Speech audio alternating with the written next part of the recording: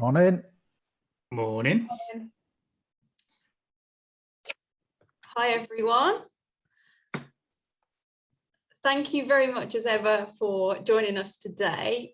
We've got Simon and Sarah on the call for the next half an hour or so.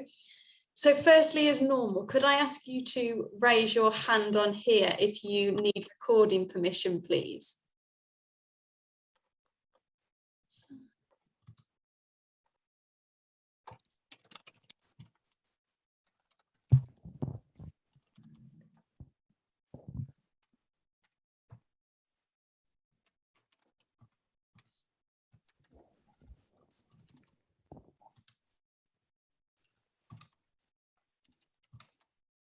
Perfect, thank you.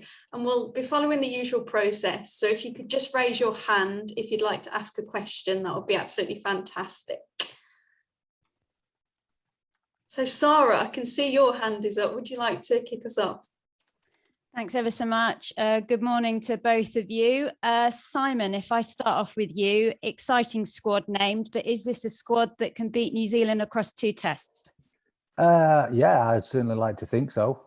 We've got obviously the potential for a significant number of debuts, but at the same time, we've still got pretty much all our contracted players in who are fit. And yeah, I think a combination of the experience we've got, possibly 1 or 2 debutants against New Zealand. I think we've got enough, but ultimately it'll come down to how we train over the next couple of weeks and how we perform. But yeah, I mean, if we play to our potential, we've definitely got the chance to do that. What is the message then to the squad? You talk about potential debutants playing against New Zealand. Sarah Burns, she was a bit of a bolter back in 2017. Is that the opportunity? Yeah, 100%.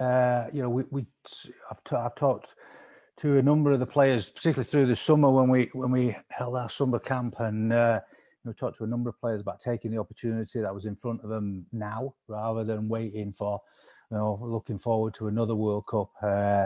Sometimes opportunities present themselves, but they never present themselves again. So you've got to grasp them while they're in front of you. And as you say, Sarah Burns, Zoe Allcroft, there were a couple of players who came from nowhere in the 2017 World Cup and didn't just make the side, but made the side and excelled. And we look at some of these players we've got, and you can see they've definitely got the potential to do that. So that's the message, yeah. And a notable absentee on your list is Meg Jones. Could you just talk us around whether she was offered a contract and what will happen with the 15s and 7s players over the next year? Yeah, so Meg obviously part of the GB squad. She's been part of the 15s training program through last year, through the summer this year, through the Six Nations and whatnot. And she's a player who we obviously certainly rate massively. But Meg's got her own ideas now on how she wants to play and what game she wants to play. And I made it quite clear to the squad that we want players who are available all the way through the summer to prep with us. We want players who are 100% committed to being in the 15s for the World Cup, and we did offer Meg a contract, but she wanted to stay with the 7s. She's got ambitions along those lines.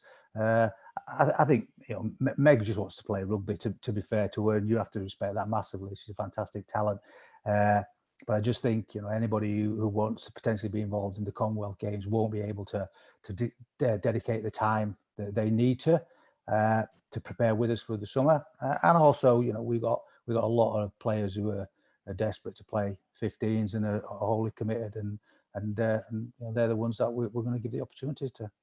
Just lastly from me there, Simon, how much of an unknown quantity is New Zealand with the lack of game time they've actually had as a unit, and how are you preparing for them?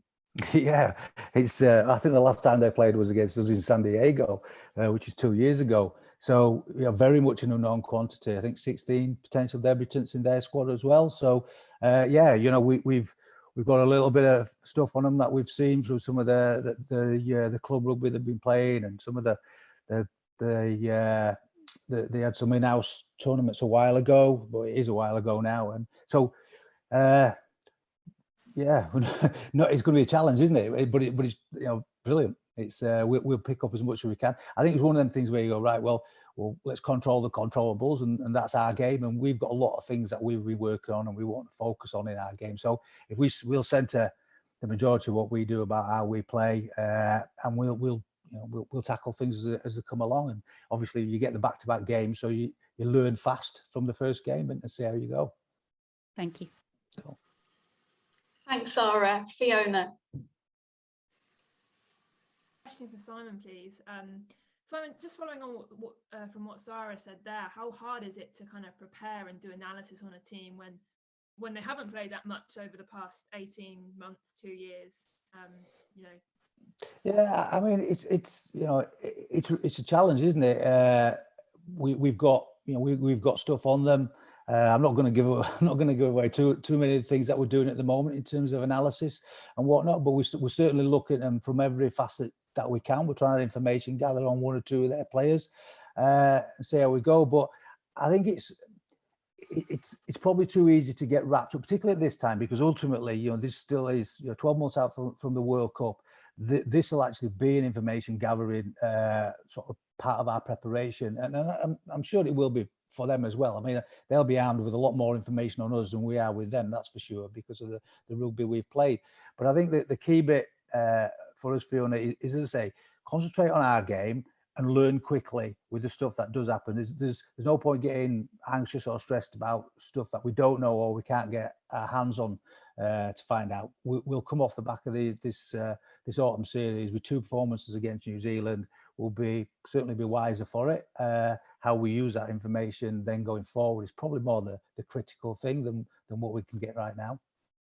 Sure. I know she's obviously not going to be part of the autumns this time round, but are you able to give us an update on how Skaz is doing? Yeah, absolutely. I mean, she's doing fine. The surgery went well. She's on track in terms of her return to play, and yeah, she's still going to be earning her money. We've already got her working on stuff and things, and she wants to be massively involved from all aspects.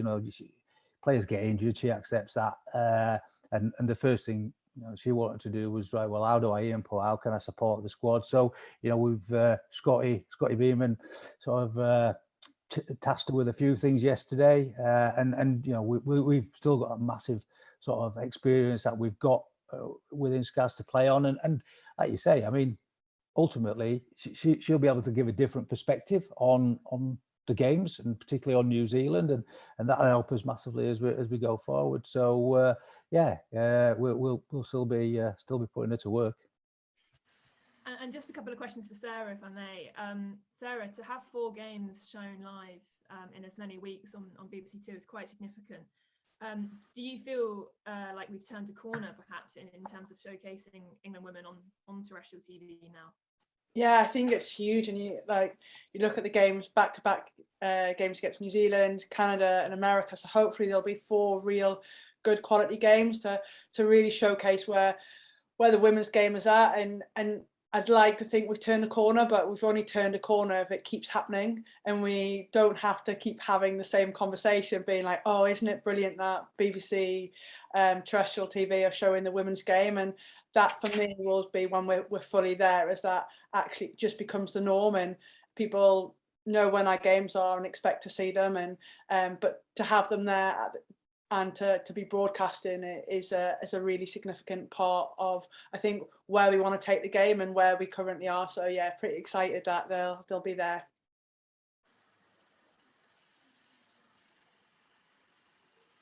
Oh, I can't hear. Sorry, Fiona. Oh, sorry, can you hear me now? Yeah. Bro. I was saying yesterday we saw the first bespoke England women's kit revealed. I know Shauna Brown told one of my Telegraph colleagues that it's quite commonplace for clubs, women at club level, to still wear like small men's sizes in kit.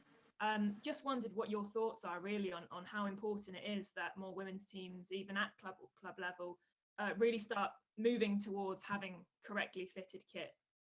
Oh, it's huge. I think that the kit that Umbro have launched for us is brilliant. It's really exciting that we have our own bespoke kit that, I mean, it's very similar to the men's, but it has our own twist, and it just gives us probably that identity that's slightly different to the men. So I think it's brilliant, and now the fans can buy it, so we can connect with them and things like that. But I think just generally from, I don't understand why kit suppliers can't produce women fit kit. We're different shapes, we're different sizes. If you look at and hear over time about the sort of the 1%ers that make a difference to winning margins, individual athletes, team athletes, and they talk about these kits, and yet we're still talking about having men's size kits to play in, when actually from a performance point of view, a comfort point of view, it does make a difference. So hopefully kit suppliers across the rugby club world can look to some of the ways that Umbro are leading with designing kits specifically for women. I know our previous kit supplier, don't know if I can say them or not now, they obviously produced a women's fitting kit. I know at our club we play in a women's fit kit. I know it can be done, it just needs to become the norm, so actually we can feel comfortable and it's not having a detrimental effect to performance. Thank you both. Thank you, Fiona. Matt Hardy. Hi Simon, how are you? Good, Matt. How are you? I'm good, thanks. Are you quite happy you've had an extra year to prepare for the World Cup? Obviously, it's 1 year away tomorrow. Do you think that additional time will allow you to maybe find a few new combinations, put a few new players in? Yeah, for sure. I mean, I've said this a few times. I think everybody was disappointed when the World Cup was cancelled initially, because we got to that point where it was starting to really come to life. It was you could feel that it was getting close. But I think there were a few factors that came into play. That probably, when you look at it, you go, yeah, well, it's probably a bit of a blessing in disguise. I think from our point of view as England, it certainly gives us opportunity to look at more players as we go. I mean, we were more than comfortable with the squad that we had, but as I mentioned earlier, we certainly had a couple of players, 2 or 3 players who were starting to come through, who you thought with another year they could not just play, they could be a difference, and we've got that now. So from that point of view, I think that gives a great opportunity. But I think from the competition, the integrity of the competition's point of view, that to be moved a year and give everybody, hopefully, the chance to prepare properly for the tournament, and not just New Zealand being able to prepare because they're on home soil, or us being able to prepare because we've been fantastically supported. There's all the other nations who were going there who weren't going to be able to train and play and would have just rocked up, and that's not right. It's the premier women's rugby union competition, and you need to give everybody the very best shot, so you can you put the best show on you can. So I think from that point of view, just hopefully taking some of the COVID effect out of it and the preparation effect, it was probably the right thing. And you said you've picked a squad on the form. Is that something you're going to aim to do for the World Cup, or would you maybe have a few of those more experienced players who might be ever so slightly off form just to have around the camp? Good question. I think, look, form tends to be, it peaks and troughs does form, but I think it's really important that you do pick players on form when you're going into a competition. I think a lot of our experienced players are in form at the moment. One of the things we talked to the squad about last week is just how well the England players have stood up and stood out in the AP15s in some really good games. I think we've, and we would expect to see that. We talk about England players, we talk about them. If you were going to watch a club game for the first time, you should know who the international players are, even if you don't know those players by name, because they should stand out. And that's what we ask for. That's what we ask to see when we talk about club rugby and players going back into their clubs. But ultimately, if they're players, regardless of whether we're senior players or whether players who are newbies or players who have been in for a little while, if the form isn't where it needs to be and there's players better than them, we'll pick We'll pick the players who are in form, but it has to be a consistent form. You know, it's not just a short-lived form. So, you know, but as I say, one of the things I'm really pleased about with the squad that we've named for these autumn internationals, every one of those players is showing up well in the AP15s, and that's, you know, that's really exciting because it means there's going to be great competition for places. Amazing, thanks, Simon. Sarah, just one for you. I think I counted 8 clubs are represented in this squad, and there's quite a few uncapped players. As a player, what's that like? You know, being able to play with so many different players from so many different teams, as opposed to maybe, you know, 5-6 years ago where it certainly wouldn't have been 8 different teams. I think firstly it's a great sign of what the Premier 15s is doing and the players that are producing, and generally the competitive nature about players being across different teams and thinking they can progress at different teams, where, like you say, I'm not sure that maybe has always been the case. So I think it then adds diversity to us. You know, you're not getting maybe same players from the same club with maybe the same ethos or mindset. You're getting a broad range of people coming from different clubs with maybe different qualities, what they experience there, and how we all bring that to form the Red Roses. So I think it's really exciting that, yeah, it's a broad range of clubs nowadays, and I think it will really add to the dynamic of the squad. And just one really short one for me. You're playing at 4 different stadiums across 4 different weeks. It's quite nice to see England kind of touring the country. Is that something that you back going into the future? Yeah, you know, I think since we started doing it, all the girls really enjoy it. You know, I think they're really seeing the benefit of moving it around the country, and in little pockets we've created fan bases, say down in Sandy Park, and we've been there a couple of times, and the nature of what their women's program's doing as well, and hopefully generating new fans, and then hopefully they'll want to then travel where we go next. So I think it's worked really well, and the concept of it, I think, in terms of how we want to grow, and I guess the ambition one day, and the RFU have said it, is to sell out Twickenham, and the only way we're going to do that is by generating a fan base that is probably different to the men's fan base, and we need to start that by taking ourselves around the country to get those fans that want to come down to Twickenham and sell out a home stadium. Amazing, thank you, and good luck. Thank you. Thank you, Matt. Rob. Morning, everybody. Nice to see you. Just Sarah, just following up a couple of those questions you've already had. Can you just tell me in sort of practical terms for you what difference it makes when you're on the telly, BBC, you know, and I mean, silly is getting recognised in the street or the supermarket, but I don't know for you. Can you tell the difference big time? That's a great question. People might get a few more followers on Instagram or Twitter or something.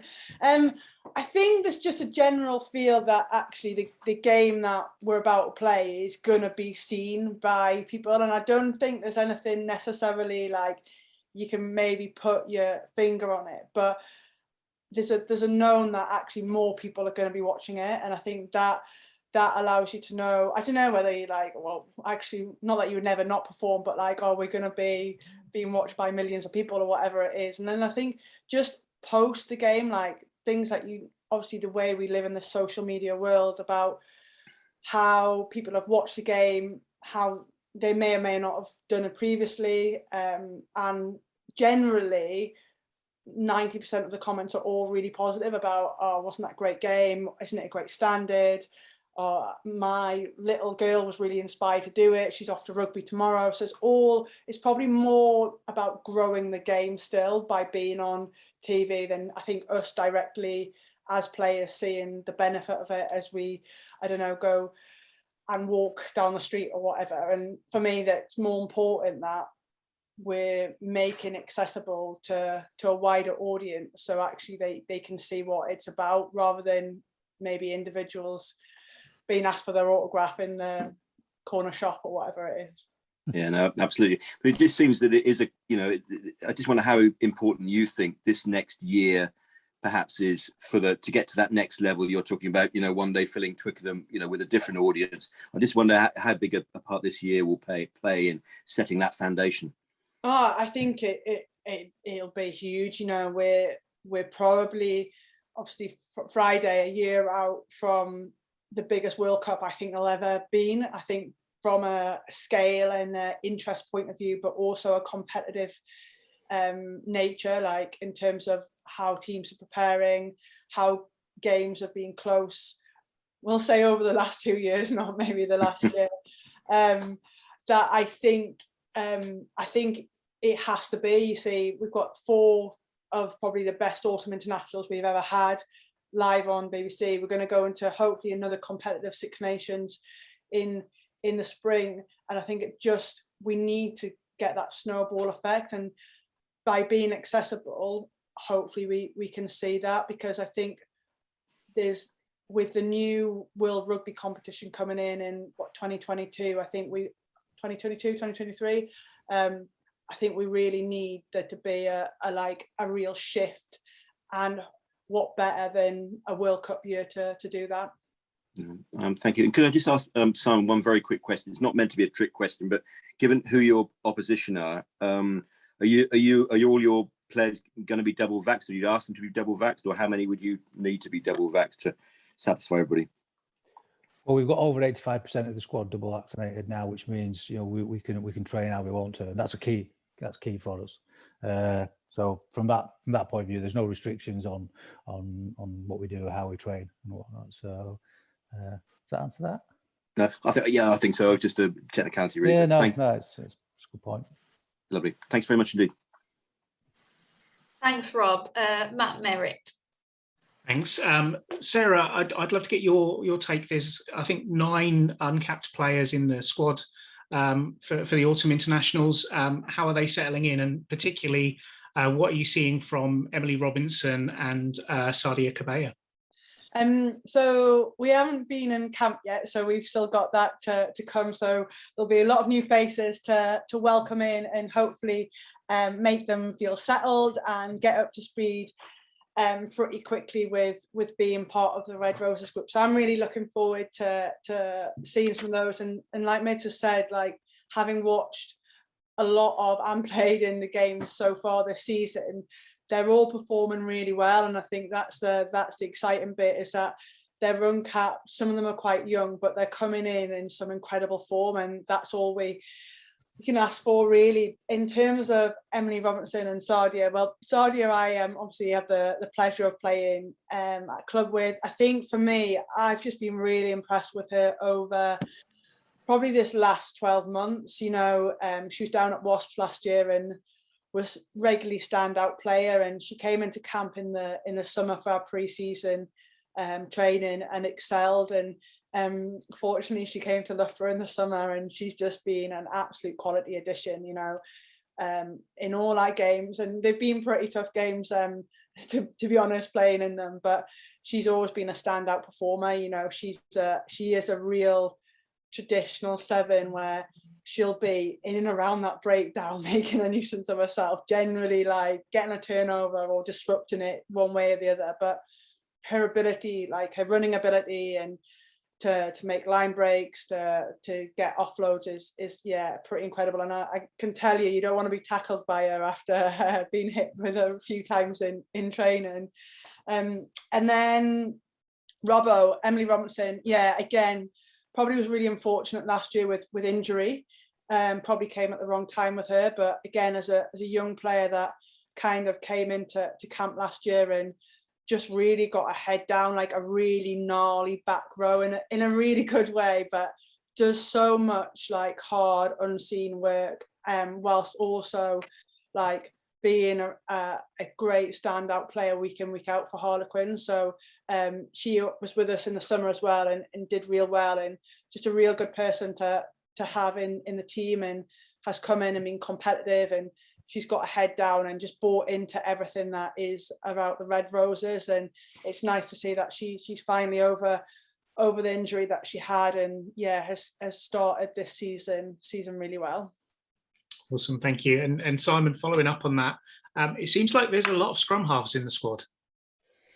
Well, we've got 3 as such. 3 probably out and out ones. We've got Flo Robinson, obviously, who's playing. She's been playing 10 for the last couple of games at Exeter. So I think, obviously, a few things we've got to cover. Number one, it's a specialist position, so you've got to make sure you've got your strength in depth across your specialist position, and that's one of the things that we've worked on. We highlighted and worked on over the last sort of 3-4 years since the last World Cup. I.e., similarly, why we brought Connie Powell into to give us a third out-and-out hooker. But Leanne's obviously been out for a while, injured. She's pretty much ready to go again over the next couple of weeks. She'll be returning. We want to make sure we have a look at our strength in depth in terms of our nines. Ella has played outstandingly well for Sarries. Obviously, she was on our radar a couple of years ago when she was at Loughborough, and she had a bad injury, and that kept her out for a year. But she's back now, and it's that bit where you want to recognise players who are catching your eye, and she's definitely been catching our eye. So we want to get her in. We want to have a look at her. Could definitely be one of those players who just, over the course of 12 months, just goes really well and makes it to the World Cup. So we're just looking to sort of create depth as much as anything in Matt. And there's a couple of players in there who we've talked about playing across a little bit. When you go to a World Cup, you need a couple of players who can diversify in their positions. So Claudia gives us that. She can play wing, she can play scrum half. Leanne very much out and out. I think Ella dropped onto the wing for the last part of the Sarries game at the weekend. Flo's a 9/10 at this moment, and we're working closely with Susie down at Exeter and talking how we can help to develop Flo's skill set and experience, whilst obviously not compromising what Exeter are trying to do, because that's massively important for them, and obviously she's not a contracted player as such, so we're hugely respectful of that. So yeah, that's a nice comment to her, actually, Matt. That we've got strength in depth at 9. It's something we've probably not been able to say previously. Absolutely, yeah. And you talked about players catching your eye. There weren't many players more eye-catching over the summer than Holly Aitchison. What are you looking for her to bring to the squad? Yeah, again, Holly, fantastic player, great talent when she surfaced. Obviously, gone into the sevens, done some time in the sevens, and had some great experiences in there. I think again, Ollie's another player who 10, 12, 13 can give you really good options. There's unquestionably not just room, but probably a need for at least 2 of those players when you go to a World Cup, and probably maybe 3, 2 in your backs, 1 in your forwards. So you're really excited to see how Ollie goes. I think she struck up a great partnership with Zoe Harrison at Sarries. So and you look at those little partnerships and you go, yeah, you can see how they work. But we got a lot of strength in depth again across 10, 12, 13, probably 10, 12 more than anything now. And it wasn't that long ago. We were looking at that position. We're looking a little bit light there. But we've invested some time. Players have surfaced. We've 12 more months to go. So, yeah, we got it's a fairly happy coaching team at the moment. And when we look at the squad, that's what we like to hear. Well, to both of you, good luck for the autumn. Catch you soon. I appreciate that. Cheers. Thank you, Matt. Sam. Yeah, hi, Simon. You mentioned Leanne. Obviously, she's been out injured. Is it a bit of concern to you that she hasn't kind of played so far this season? Who's that, Sam? Leanne at 9. Leanne. Well, obviously, you'd like her to be playing. And we've obviously talked about what her return looks like in terms of, ideally what you want to do is pitch any player who's returning to play back into an international game. So with the way Leanne's shaping up, there's still opportunity for her to potentially play some club rugby before she comes back into the international setup as such. And a lot of our training's geared up around high intensity physical training, as close to and above sort of match intensity as we can. So we're quite comfortable at that point of view. But just to come back to Matt's point, that's one of the reasons that we're looking at the other 9s. And at the end of the day, if Leanne's not ready or even if she is ready to play in that first game, we've still got really good choices, and there's absolutely nothing to say we're going to pick Leanne. You know, we've got an opportunity to gain some experience with some players that, you know, that we probably won't be able to gain again before we go to the World Cup. So we've got to make sure we box clever with our selection, and but at the same time make sure that we give players an appropriate opportunity, because I think pitching too many players in on debut at once, it's not the right thing to do. It doesn't give them best opportunity. So yeah, it's I'm not worried. That's the answer. No, I'm not worried. You mentioned eye-catching players as well, like Emma Singh being called up for the first time. Is she someone who's excited you this season, or has been someone you've been watching for a while? Yeah, we've watched her for a while, Emma. You know, and she's gradually got better and better. But then she's having a really good season again this year. And again, she's a player who can play across a couple of positions, 2 or 3 positions. So yeah, it's one of those where an opportunity has arose, and we thought, yeah, we'll give her a shot, because you don't know how players are going to react. They could come into international setup and it could just be a little bit too much for them, but they could come in and absolutely thrive. And I think, you know, to be able to create opportunities for players to do that is what you're looking to do. So you take a Maud Muir, for instance. You know, Maud came into the international scene last year in terms of training and was just sensational. You know, totally blew us off the park in terms of how she goes about her business. You know, and there's nothing to say that, you know, Emma or, you know, a number of these other players might not do that. So yeah, really excited to see how they go. You mentioned Maud. She's kind of played across the front row for Wasps this season, both props and hooker. Where do you see her future in a red rose shirt? Well, again, yeah, I mean, again, it could well be, Matt, for this World Cup, for her, best shot being able to play across. Because as I say, it's invaluable, particularly if you've got a player who can play across all 3 positions, as opposed to maybe, you know, tight head, loose head, or hooker and one of the prop positions. So again, we've sat down with Giselle at Wasps, and we've talked about what the season might look for Maud. You know, she unquestionably has to keep her hooking skills up. So we're throwing and whatnot, that because that'll be central to a player who can play across the front row. It's more of a hooker and prop as opposed to play either side for us that we're looking for. So that part certainly. But I think the thing about Maud is what she brings around the park as well. I think she's an incredibly strong player. She looks like she's got real good adaptability in terms of playing loose head, playing tight head. But around the field, she's sensational in attack or defense. You know, she's exactly what you're looking for in terms of a player who makes an impact. So yeah, it's you know, again, another really exciting prospect. Perfect. Cheers, Simon. Cheers, Matt. Sam, sorry. Pardon. Thank you, Sam. And last but certainly not least, Johnny. Morning all. So my question is for Mids. I've spoken to you enough this week, Sunta. Mids, where's your head at with what, you're 10, 12 games away from a World Cup, something like that, depending on what you do next summer, in terms of getting a rhythm of a squad together? I'm thinking particularly sort of midfield, and your hands tied in certain positions, obviously with retirements and injuries, but back 5 as well. Where's that balancing act between finding out what Holly Aitchison can do on the international stage and actually getting some rhythm in a side, which is going to be vital down in New Zealand? Yeah, no, it's a great question. It's the sort of, that's the conundrum. It's you know, when do you stop experimenting and looking at players, and when do you sort of try and bed a side down? I think there'll be quite a bit of consistency over these first 2 games against New Zealand.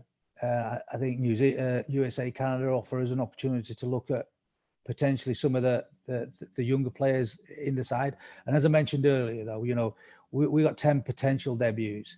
There won't be 10 debuts across these games. You know, it's because that just won't work. So there'll be a bit of consistency across the autumns, with a bit of experimentation probably at the end of it. 6 Nations, we need to start bedding the side down. We need to start looking at consistency of performance. And I went through some periods of the season with the players last week, and what you need is consistency of performance. And So what we've talked about is them being really consistent in club form, because, you know, as you say, assuming we have 2 warm-up games, we've probably got about 11 games before we play, you know, and a lot of the consistency that they'll get in their performances will come from their consistency in playing for the club. So individually producing good performances, and if they can bring that to the England side, then more chance of getting into the lineup that come Six Nations will be starting to make far more consistent. So yeah, I mean, the time for experimenting is probably over the next, you know, part of the autumns, and then we'll be settling things down as we go through the summer.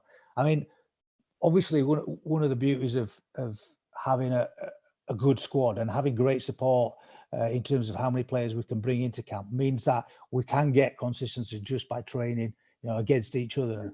But ultimately, I know what you're saying. It's the games against the opposition, the other nations, where you need to really get someone. We'll be looking towards Six Nations to do that. Nice headaches. Good luck. Yeah. Thank you, Johnny. Has anyone got any further questions for Simon or Sarah? Oh, Harry. Can I just ask a quick one? 29 contracts, I make it.